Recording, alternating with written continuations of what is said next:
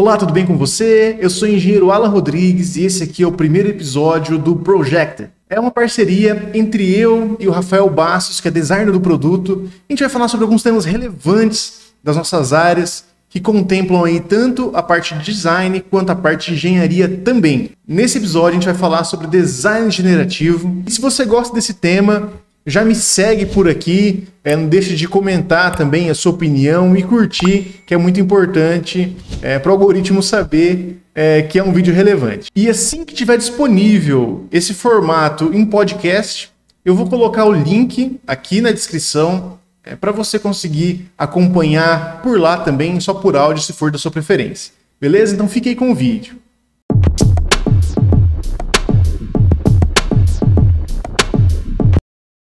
Fala, gente, tudo bom? Então, a gente vai começar aqui agora o primeiro episódio do engenheiro e o design discutem alguma coisa. Eu tô com o Alan Rodrigues aqui, meu nome é Rafael Bastos, sou designer de produto. Alan, se apresenta aí pra galera. Opa, fala Rafael, tudo tranquilo por aí? Vamos começar então, né? Ver se a gente desmistifica um pouco dessa questão, né? Dessa briga design-engenheiro aí, design-engenharia. Bom, eu sou o Alan Rodrigues, sou engenheiro mecânico, também sou mestre em engenharia mecânica na área de materiais.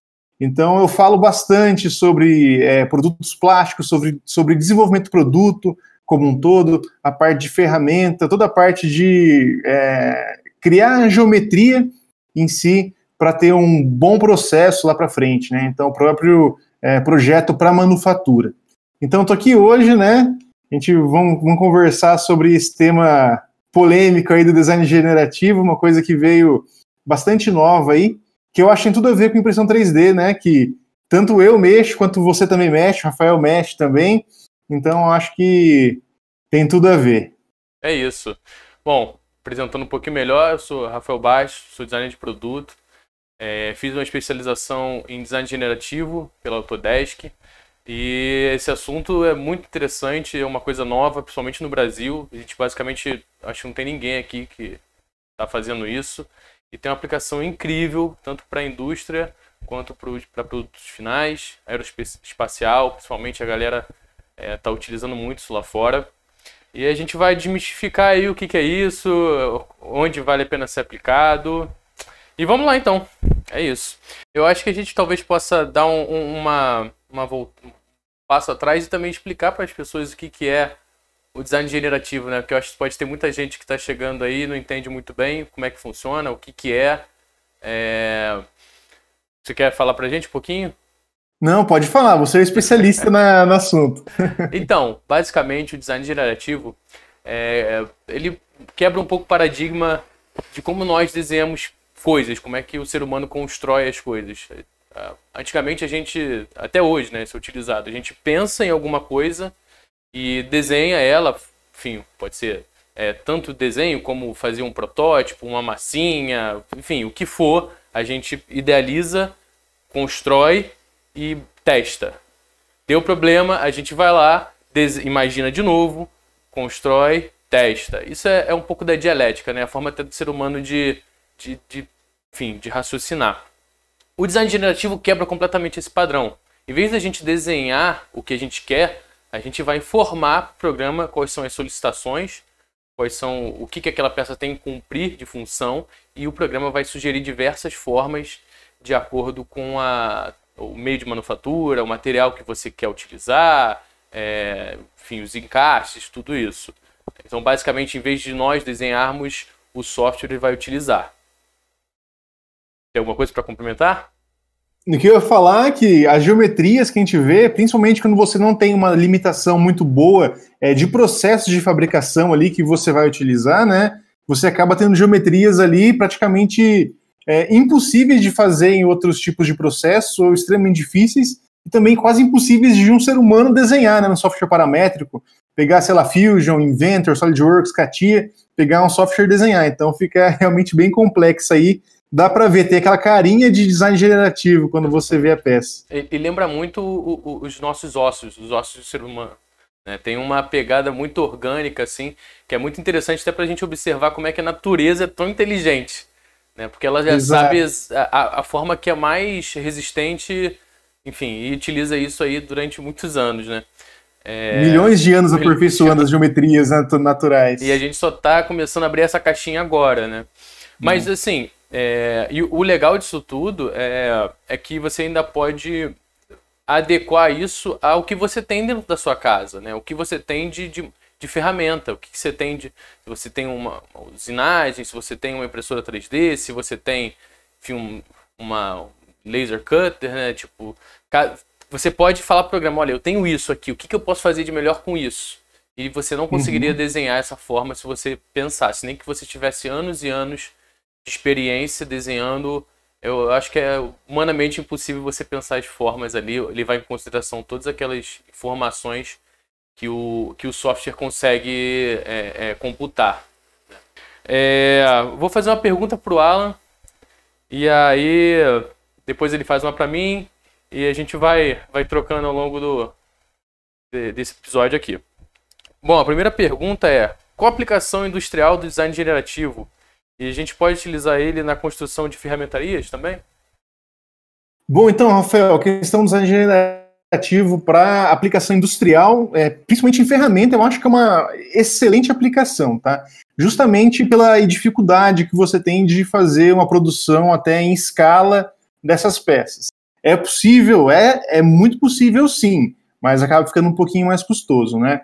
Então a gente sabe que o design generativo veio para otimizar padrões, otimizar o que for que seja ali naquela sua peça, seja resistência mecânica, seja troca térmica, seja aerodinâmica. Então, com certeza, você pode usar essa inteligência, esse aprendizado de máquina, design generativo, para criar ferramentas, estruturas que sejam, apesar de mais complexas, que elas sejam mais resistentes, sejam mais otimizadas, consumindo menos material, fazer até a parte de refrigeração do molde de uma forma que ele seja super eficiente ali também, apesar de complexo, né? Ele fazer uma troca térmica muito boa. Então, com certeza, você já tocou no assunto de ferramentaria, que é um assunto que eu gosto pra caramba, e com certeza dá para usar sem dúvida alguma. Qual a diferença do design generativo e otimização topológica? Bom, essa daí eu acho que tem a definição computacional, de forma que o computador entende, e tem a definição prática, que eu acho que é que eu vou me ater aqui e explicar, tá? A questão da análise topológica é como que ela funciona. Por exemplo, eu tenho uma chapa metálica que está sendo usada, por exemplo, num cilindro hidráulico. Então, é um suporte para o cilindro hidráulico. O que eu faço? Eu desenho a peça, desenho aquela minha chapa, eu faço simulação, eu falo onde ele está fixo, onde tem as forças ali, e ele vai me dar a resistência mecânica daquela peça, por exemplo, que é importante para mim, a deformação que aquela peça vai sofrer, né? Em cima dessa deformação aí, ele vai me dar essas tensões e vai determinar ali se está perto de tensão admissível do material. Então, se o aço lá vai suportar sem dobrar ou sem romper aquela carga. Então, tem alguns pontos que, claro, dentro dessa peça estão mais resistentes, por exemplo, o coeficiente de segurança 5, e tem pontos que estão no coeficiente de segurança 1,2, 1,3. Então, na análise topológica, você faz essa análise prévia, com essa geometria prévia, e aí sim roda uma outra análise para buscar economia de material, por exemplo, que eu acho que é o mais comum para análise topológica, né?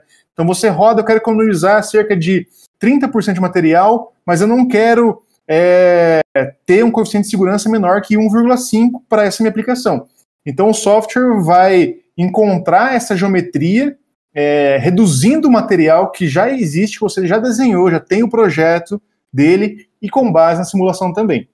O que parte para o design generativo, que foi até o que a gente conversou aqui, né, que a máquina cria a partir ali do zero, é as definições que você dá. Então você não tem que criar nenhuma geometria prévia, a não ser geometrias ali de contato, né? Não, eu sei que essa minha peça vai ter esse contato com o cilindro hidráulico aqui, então ela não pode passar para baixo, vai ter essas fixações, e aí a máquina que eu digo computador, né, o software, ele vai encontrar o melhor caminho ali, dentro das resistências mecânicas que você precisa, dentro do material que você solicitou, dentro do processo de fabricação, né, como o Rafael comentou também. Então, essa que é a principal diferença. Você tem uma geometria prévia ali, já um estudo prévio na análise topológica, e no design generativo é tudo na mão da máquina. E o legal também é que o design generativo, ele adiciona matéria, vamos chamar assim. Então ele cria a geometria e a análise topológica só retira, né? Exato. Normalmente, eu nunca vi uma aplicação que tenha adição, porque você tem que ter a geometria prévia ali, né? Ele não vai ter a capacidade de pensar além daquele volume de contorno. Ele basicamente, eu acho que ele também ele vê onde tem estresse na peça e aqui tem um estresse muito pequeno em relação aqui, eu vou tirar daqui. Porque não tá prejudicando a minha estrutura, né? E se você tiver uma... Pode falar. É bem interessante, porque são coisas complementares também. Você pode utilizar uma análise topológica, uma otimização topológica numa peça de design generativo, por exemplo. Exato, pode mesmo. Otimizar o design feito pela máquina. Acho que também uma coisa que vale citar é que a peça que sai do design generativo, ela já sai pronta, né? Você pode fazer uma limpeza ali e tal, mas da otimização topológica não. Você tem que redesenhar aquela estrutura, né? Porque ele não sai com uma resolução tão boa, né? Então, todos os softwares que eu usei, ele marca como... Ele cria uma malha, né? Então, com base na malha que você criou, e aí depende também do tipo de precisão que você quer, ele vai criar conforme a malha. Então, é uma chapa de aço que vai ser cortada, normalmente vai ser em cantos retos ou então em curvas. Então, é um DWG, né, que você manda para a máquina. Lá vai estar todo picotadinho, então realmente não é viável de se aproveitar esse projeto. O design nativo você já consegue ter a peça final ali, né? Tem uma resolução bem legal. Eu acho que, sim, como toda tecnologia, eu acho que tem que saber a aplicação, né? Exato. Cada aplicação tem um que é o mais viável aí. Com certeza. Bom, vamos para a terceira pergunta. Impressão 3D tem alguma coisa a ver com design generativo? É possível aplicar design generativo a outros meios de manufatura? A gente já deu um spoiler aqui, né, Rafael, sobre esse assunto aí.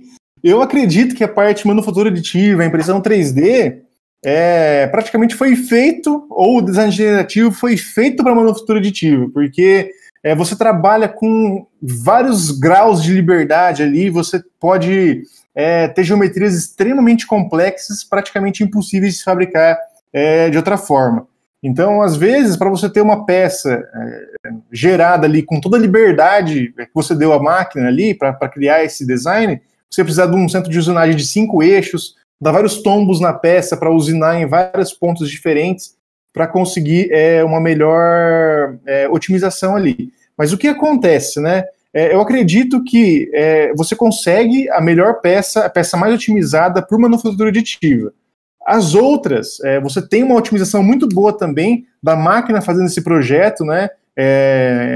Em ponto de vista de resistência mecânica e todos os fatores que a gente jogou aqui que a máquina pode otimizar, mas aí a gente vai ter... Ixi, eu me perdi no que eu ia falar agora. Ah, tá. Eu acho que a única diferença que tem aí é o grau de otimização. Então, se você trabalha, você tem essa limitação do seu centro de usinagem. Ele tem 3 eixos. Então, fazer uma peça que seja usinada em 3 eixos, ou em 4 eixos. Então, essa peça vai ser menos otimizada, vai ter uma geometria menos complexa do que aquela peça feita por manufatura aditiva, né? Sim. Então, quanto mais liberdade de geometria você tem no seu processo, eu acredito que menos limite o design generativo vai enxergar aí pela frente para otimizar sua peça. Legal. Resumidamente, eu acredito que seja isso. Mas ainda entra aí uma coisa que eu tava vendo outro dia um vídeo sobre isso. A resistência das peças, principalmente metal, de manufatura aditiva, né? É SLS, né, se não me engano, que é de pó. E aí ela tem uma resistência muito menor do que as peças de usinagem ou de fundição, né? Então, às vezes, acaba que fica uma coisa assim, eu vou ter uma geometria super otimizada, mas a peça não vai ter a resistência, né, que ela poderia ter se ela fosse usinada, por exemplo. Então, novamente, é aquela coisa de saber a tua aplicação, né? Exato. Então, talvez resistência mecânica não seja tanto foco, né? Daí, se você for pegar um SLS metal, por exemplo. É que tem até o efeito da anisotropia, né? A gente tem que comentar, acho que um pouquinho sobre isso, já falando de resistência. Quando você parte para impressão 3D, a manufatura aditiva, você faz camada por camada ali. Então, essa interface entre as camadas não tem uma adesão é como se fosse um bloco de aço. O bloco de aço usinado, você tem aquele blocão, você desgasta ele e o que sobra é essa peça final. Então você fica com as sobras da peça ali, que tem praticamente zero anisotropia, tá? Mas o software também já vai conseguir prever isso na manufatura aditiva. Ele vai saber que no eixo Z, por exemplo, ele tem uma resistência menor. Então tem essa balança, né? Então será que é melhor trabalhar com uma resistência em Z menor ou uma complexidade de geometria, né? E aí balancear esses dois. Não, e aí mora até a questão do designer ou do engenheiro. E as pessoas às vezes ficam aquela, vai substituir. Não é assim. Você no software, você fala lá, ó, você tem que testar essas geometrias no eixo X, Y, Z. Eu quero que você, né, porque o posicionamento da peça na mesa, né, como é que você vai imprimir isso? Como é que ela vai ser impressa? Vai ser nesse eixo aqui. Você tem que saber qual eixo que você vai ter mais solicitação e para você conseguir fazer, né? E você pode jogar lá no programa e o programa vai te dar algumas opções e vai te falar o fator de segurança.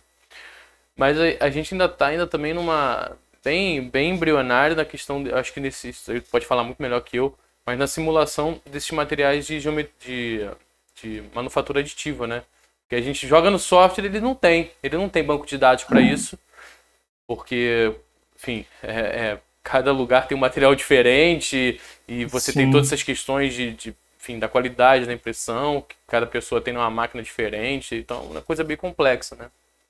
Sim, com certeza. Até o próprio software, né? Quando a gente trabalha, o software CAE, por exemplo, que vai fazer simulação, quando a gente trabalha com alumínio, com aço, por exemplo, é claro que você tem essas limitações, porque ele não vai prever uma bolha no aço, e às vezes não vai prever também o sentido da laminação daquela chapa, que faz toda a diferença também ali na simulação. Só que o aço, o ferro, eles são normativos, então tem uma norma que estabelece, ó, esse aço, para ser esse aço aqui, ele tem que ter tanto de carbono, tanto de ferro, tem que ter cromo, manganês, então todas essas delimitações.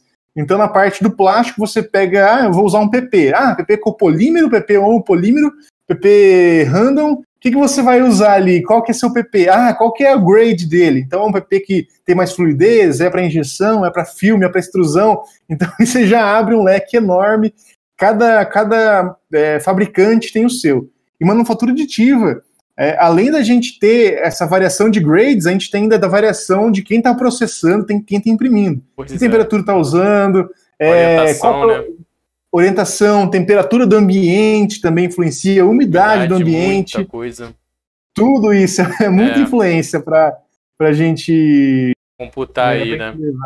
Exatamente. E aí entra aquela questão, né, da experiência também, de quem está fazendo, de boas práticas, né? Mas claro, sem dúvida. Mas eu acho que aqui a gente já entra na primeira pergunta que eu vou fazer para você agora, então não vamos dar spoiler não. Então, quem está assistindo isso aqui no meu canal vai ter agora as perguntas que eu vou fazer para o Rafael, vai estar lá no canal dele. Então, se você gostou da conversa até aqui, vai ficar melhor ainda. Vai lá para o dele também e conferir essas perguntas. Ele dá um spoilerzinho pequeno aqui, mas ele vai responder completo lá.